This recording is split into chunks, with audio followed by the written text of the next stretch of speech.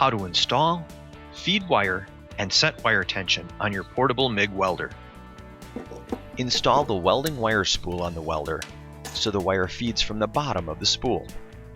Hold the wire with one hand, and with the other hand, snip the end to get a straight edge. Be certain not to let go of the wire or it will unravel. Open the drive roll pressure arm. Feed the wire into the inlet guide, over the drive roll, and into the next inlet guide. Feed in about 3 to 4 inches of wire into the MIG torch.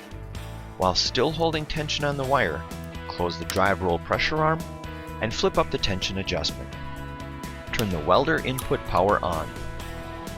Remove the nozzle and the contact tip from the end of the MIG gun. Turn the wire feed speed on the front of your machine all the way up. Stretch out the gun and press and hold the trigger while watching for the wire to exit the end of the MIG gun. When the wire exits, release the trigger. Reinstall the contact tip and then the nozzle. Trim the wire to length. Your wire is now installed. To set the spool tension, loosen the tension control on the spool until the spool barely starts to unwind. Slightly tighten the spool tension until the spool stops spinning. When doing this operation, do not let the spool turn more than 1/2 revolution. Excessive loose wire may cause feed problems. Pull the trigger 1 to 2 seconds and release while watching the wire between the spool and the first inlet guide. Look for a sag in the wire when the wire stops feeding. A slight sag indicates the proper amount of tension. If there is no sag when the wire feed stops, then loosen the tension control to lower the spool tension.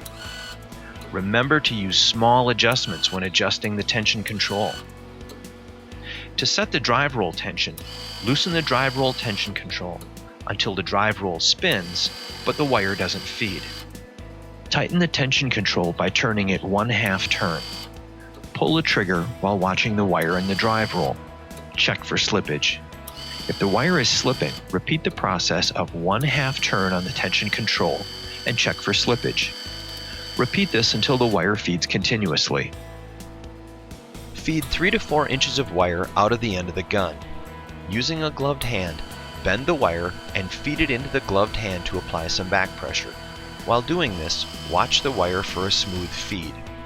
If the wire slips, add another 1/2 turn to the tension control adjustment.